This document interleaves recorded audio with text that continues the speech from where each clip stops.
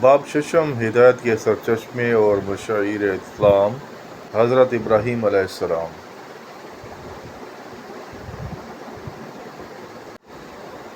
حضرت ابراہیم علیہ السلام پیدا ہوئے الف شام بے عراق میں جیم فلسطین میں۔ وضاحت: عام اسلامی اور ایسے بیانات کے مطابق آپ کا شہر ولادت قدیم عراق تھا۔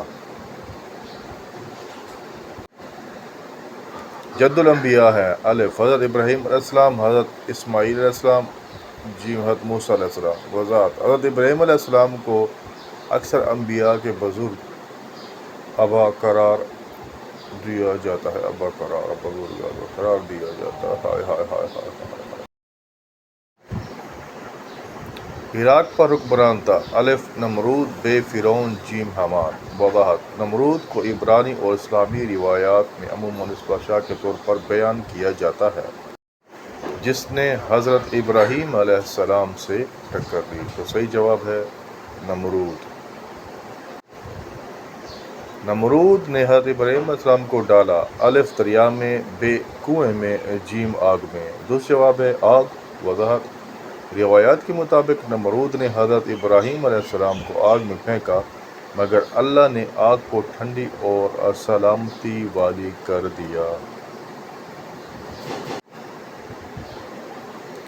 خلیل اللہ کا لقب ہے: حضرت ابراہیم علیہ السلام کا، حضرت اسماعیل علیہ السلام کا، حضرت یعقوب علیہ السلام کا اور حضرت اسحاق علیہ السلام کا۔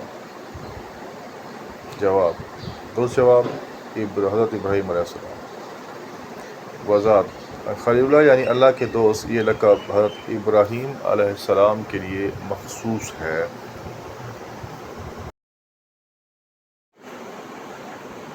خالی جگہ: لوگوں کو کس چیز سے منع کرتے تھے؟ جواب: حضرت ابراہیم علیہ السلام لوگوں کو شرک اور بت پرستی سے منع کرتے تھے اور توحید یعنی ایک اللہ کی عبادت سکھاتے تھے۔ اب ان جگہوں میں خالی جگہ میں ایک جگہ شرک ہے اور دوسری جگہ بت پرستی یعنی شرک اور بت پرستی۔ مختصر جوابات: سیرت سے ہمیں کیا سبق ملتا ہے؟ حضرت ابراہیم علیہ السلام کی سیرت سے ہمیں توحید کا پکا ایمان، اللہ پر مکمل بھروسہ، والد اور اولاد کے لیے فرما برداری اور ظلم کے خلاف بہادری اور قربانی و اطاعت کا سبق ملتا ہے۔ ٹھیک ہے، ابراہیم علیہ السلام کی سیرت سے ہمیں کیا سبق ہو؟ یہ سبق ملتا ہے۔ الف نمرود کون تھا؟ جواب: نمرود ایک طاقتور بادشاہ تھا جو خود کو بلند مقام اور بعض روایات میں الہی صفات کا دعویٰ کرتا تھا۔ وہ ظالم اور بت پرست لوگوں کا حاکم تھا جنہوں نے حضرت ابراہیم علیہ السلام کی دعوت سنا کر مخالفت کی۔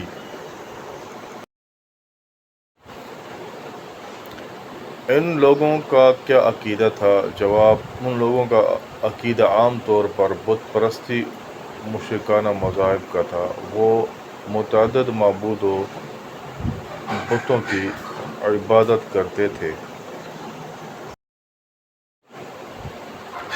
حضرت ابراہیم علیہ السلام کے ساتھ عراق کے لوگوں کا رویہ کیسا تھا؟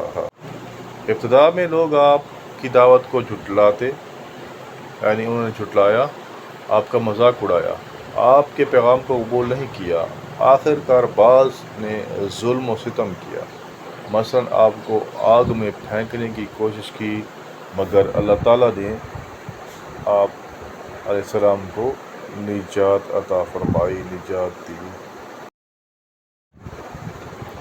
تفصیلی جوابات وضاحت کے ساتھ: حضرت ابراہیم علیہ السلام نے کثیر الفرقان معاشرے میں توحید کی تبلیغ کی۔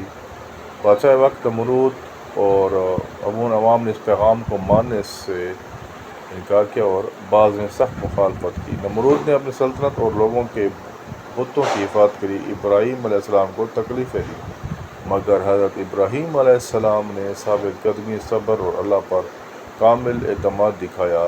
ان کی زندگی سے ہم برداشت، قربانی اور اللہ کے حکم کی تعمیل سیکھتے ہیں۔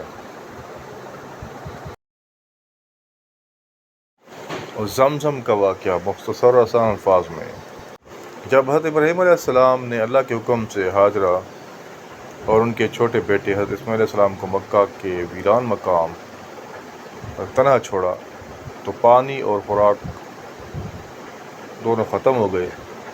ہاجر حضرت پیاس میں سعی کرتے ہوئے صفا و مروہ کے درمیان کئی بار دوڑ لگائی تاکہ پانی تلاش کریں۔ اس وقت اللہ تعالیٰ کی طرف سے فرشتہ جبریل نے زمزم کا چشمہ پانی کا چشمہ زمین سے چھوڑ دیا۔ اس پانی نے ہاجرہ اور اسماعیل علیہ السلام کی ضروریات پوری کی، اور بعد ازاں وہی چشمہ زیارت خانہ کعبہ مکہ کے نزدیک زمزم کے نام سے مشہور ہوا۔ اس واقعے میں اللہ تعالیٰ کی رحمت اور دعا کی سنائے جانے کی مثال ملتی ہے۔ حضرت ابراہیم علیہ السلام کی قربانی کا واقعہ اپنے الفاظ میں مختصر۔ دوسرے سوال کا جواب ہے، اللہ تعالیٰ نے ابراہیم علیہ السلام کو آزمانے کے لیے حکم دیا کہ وہ اپنے عزیز بیٹے حضرت اسماعیل علیہ السلام کو اللہ کے راستے میں قربان کرے۔ حضرت ابراہیم علیہ السلام نے فرمان الہی کی تعمیل کے لیے ہر طرح تیار ہو کر اپنے بیٹے کے ساتھ اللہ کی رضا کے لیے چل پڑے۔ جب وہ قربانی کے مقام پر پہنچے تو اللہ نے ان اعتماد اور بھروسے کو پسند فرمایا، اور آخر میں ایک بڑے جانور اللہ کی طرف سے قربانی کے بدلے دے دیا، یعنی اللہ نے زندگی بچائی اور ان کے عمل کو قبول کیا۔ یہ واقعہ ہمیں اطاعت الہی اور ایمان قوی کا درس دیتا ہے۔ یہاں ہمارا سبق کمپلیٹ ہوا، انشاءاللہ نیکسٹ ویڈیو میں نئے سبق کے ساتھ۔ اللہ حافظ۔